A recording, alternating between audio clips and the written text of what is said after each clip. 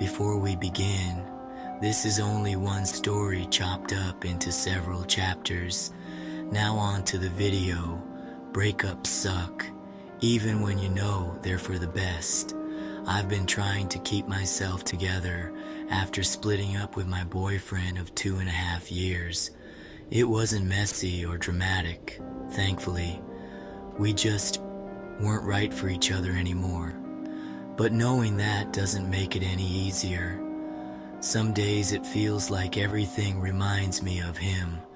I'd been forcing myself to stick to no contact, telling myself that it's the healthiest way for both of us to move on. It's hard though, really hard, and not in the good way.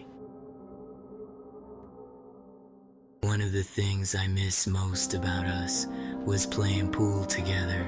It was our thing. I'm a decent player, definitely better than average, but my ex, he was incredible. On his good days, he could pull off trick shots like it was nothing, bank shots, combos, and even those wild trick shots that made no sense to me. We each had pool tables at home, but going out to play was a whole different vibe. When we went out, we'd always make sure the place had tables, but not just any tables. We avoided crowded bars with long waits and loud music. Dive bars were our sweet spot. Sticky floors, scuffed tables, and dim lighting. They were cozy, intimate. We were usually the youngest people there, but we didn't care. A few weeks ago, I found myself missing that part of my life more than usual. It was a random Wednesday, so none of my friends were free. I didn't want to sit at home feeling sorry for myself, as I typically do. Depressing, I know, but no one asked you anyway. I decided to head out to one of the bars we used to go to. I told myself it wasn't about nostalgia, that I just needed to get out.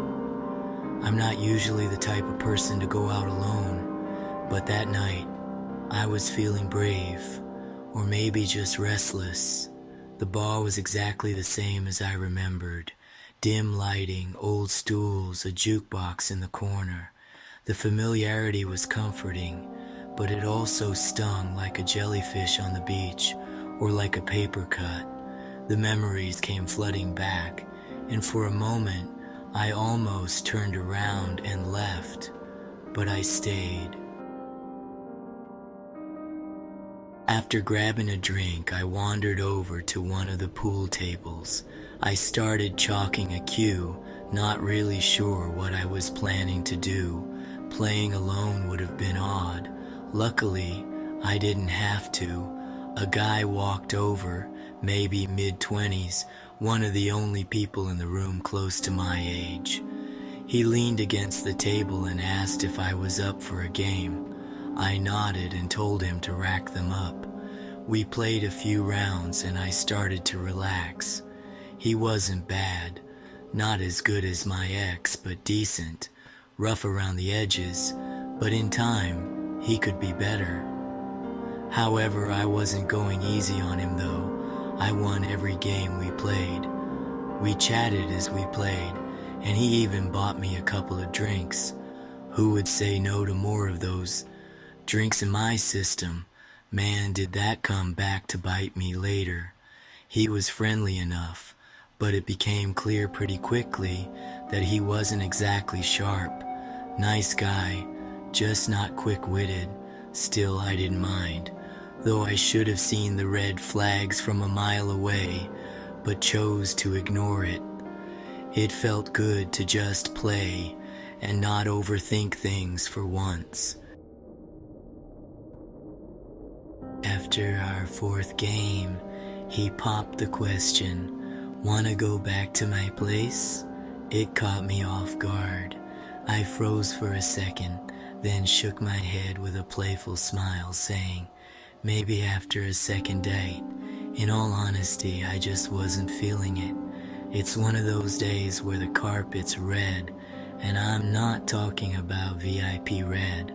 So yeah, sorry. That's when everything changed. His smile dropped and he started scowling. Are you serious? He snapped, grabbing my wrist. Before I could react, he snatched my purse off the table, muttering about spending money on drinks. See that right there? Told you I'd regret it. To say I was in shock was an understatement. I'd never been in a situation like that before, and instead of screaming or fighting, I just stood there, paralyzed.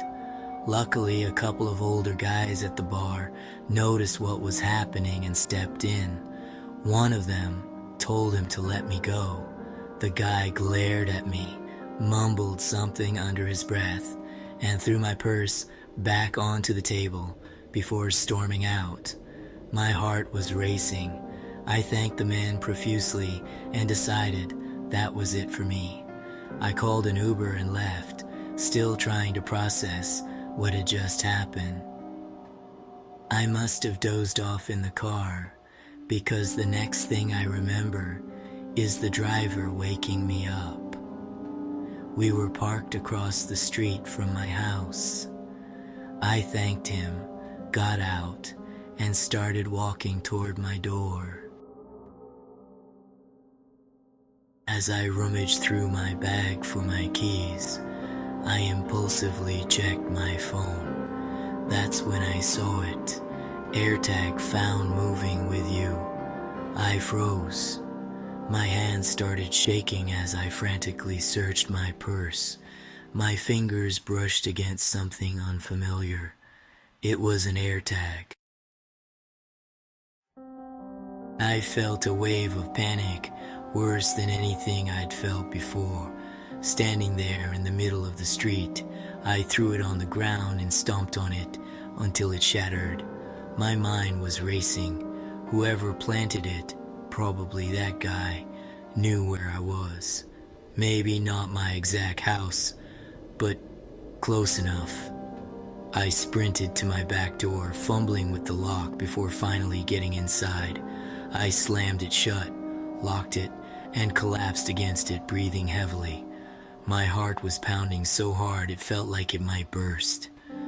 Even though I was safe inside, I couldn't shake the feeling that I was being watched. I went up to my room, trying to calm down. Normally I'd be asleep by now, but there was no way I was sleeping that night. I sat by my window, hoping the quiet street would help me relax. That's when I saw it.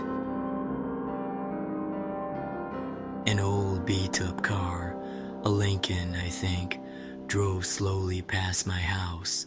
My stomach sank. I tried to convince myself it was just a coincidence, but then it came back. This time it was moving even slower. On its third pass, I saw the driver. It was him. My breath caught in my throat as he stopped across the street. His window was rolled down, and in his hand, he was holding something. It looked like a knife. I ducked down, too terrified to move. I stayed there for what felt like an eternity. When I finally looked up, the car was gone. The next morning, I told my parents everything. My dad called a friend in law enforcement, but without a license plate number or solid evidence, there wasn't much they could do. It's been weeks, and I haven't seen the car since, but I can't shake the feeling that he's still out there, waiting. Thank you all for watching. Like, comment, subscribe, and ring the notification bell for my next uploads. Stay safe, and until next time, we're always watching.